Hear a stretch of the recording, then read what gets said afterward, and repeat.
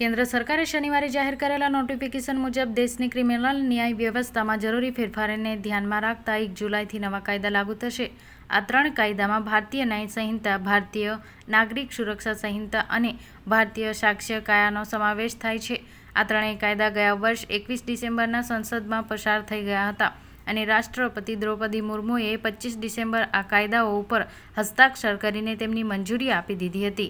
ત્યારે અંકલેશ્વર રાષ્ટ્રીય સેવા યોજના વિભાગ દ્વારા RMPS સ્કૂલ ખાતે 1/7/2024થી અમલમાં આવનાર નવા કાયદાઓની જોગવાઈ અંગેની જનજાગૃતિ સેમિનારનું આયોજન કરવામાં આવ્યું હતું, જેમાં અંકલેશ્વર બી ડિવિઝન પોલીસ મથકના PSI ઘનશ્યામ રાઠોડ સહિત પોલીસ કર્મીઓએ ઉપસ્થિત રહ્યા હતા અને સ્કૂલના વિદ્યાર્થીઓ અને શિક્ષકોને PSI ઘનશ્યામ રાઠોડે નવા આવેલા વિવિધ કાયદાઓ વિશે ખૂબ જ ઉપયોગી માહિતી આપી હતી અને મહિલાઓ માટે અગત્યના કાયદાનું મહત્વ સમજાવ્યું હતું।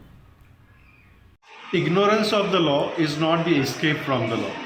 जैसे आज जो हमारे बीच में पुलिस डिपार्टमेंट से और जो अदालत से महत्वपूर्ण जो तज्ञ विशेषज्ञ आए, उन्होंने हमारे जो विद्यार्थी हैं उनको जो कानून में नए जो बदलाव आए हैं और जो अंग्रेज़ों के समय से जो कानून चले आ रहे थे, जो अभी ख़त्म हो गए और नई जो प्रणाली है जो हम विकसित करने जा रहे हैं, उसके बारे में जानकारी दी।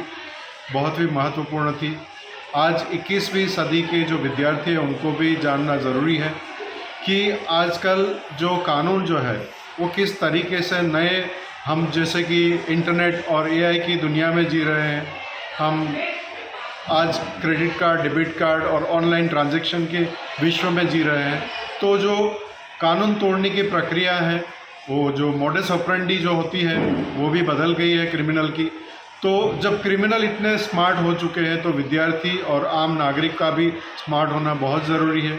तो आज का जो प्रोग्राम था विशेषकर उस पर उसी बात पे ध्यान दिया गया कि एक नागरिक को अपने जो अधिकार हैं उसको कैसे समझना ज़रूरी है और कानूनों को कैसे समझना ज़रूरी है, ताकि हम समय आने पर अपना खुद की रक्षा कर सके और हमारे जो रिलेटिव्स हैं उनको भी और जो देश के अन्य लोग हैं जिनको ज़रूरत है उनकी भी हम रक्षा कर सके और कैसे हम कानून की सहायता प्राप्त कर सके। तो बहुत बहुत धन्यवाद आज के इस कार्यक्रम में। पहले तो हम सरकार का शुक्रिया अदा करेंगे जिन्होंने ये सेमिनार स्कूल और कॉलेजेस में कंपलसरी कराए। आज जो हमारे मेहमान थे उन्होंने 3 लॉ के बारे में बात की, जिसमें पहला था Indian penal code 1860, civil procedure code 1973 और इंडियन एविडेंस एक्ट 1872। जैसा कि आप जानते हो कि क्रिमिनल प्रोसीजर वो क्या बताता था कि कैसे प्रोसेस होती है, कोई भी क्राइम होता है तो उसके प्रोसेस बहुत लंबे लंबे थे, जो कि अभी नए एक्ट में उसको शॉर्टलिस्ट किया गया है। और आज जैसा बताया कि जैसे जैसे ज़माना बढ़ रहा है क्राइम भी बढ़ते जैसे कि साइबर क्राइम। तो पहले ऐसा था कि OTP शेयर मत करो, OTP से आपके साथ फ्रॉड हो जाते थे, ट्रांजैक्शन में फ्रॉड आ जाते थे। बट अभी वो कैसे एविडेंस में माना जाता है, जैसे सर ने बताया कि पहले एविडेंस में कि कोई रिकॉर्डिंग है तो उसको इतना इम्पोर्टेंस नहीं दिया जाता था।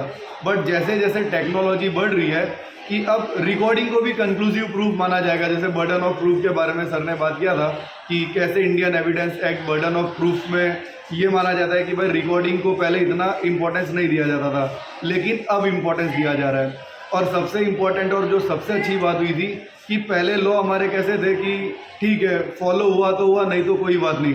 लेकिन अभी बताया कि जैसे स्पेशली पेरेंट्स के बारे में उन्होंने बताया कि मोटर व्हीकल एक्ट जिसको चेंज किया गया अभी क्या है कि अगर कोई भी बच्चा 18 के नीचे होगा और गाड़ी चलाते हुए पकड़ा गया तो डायरेक्ट 25,000 रुपीज़ का पेनल्टी है, वो भी डायरेक्ट पेरेंट्स के ऊपर।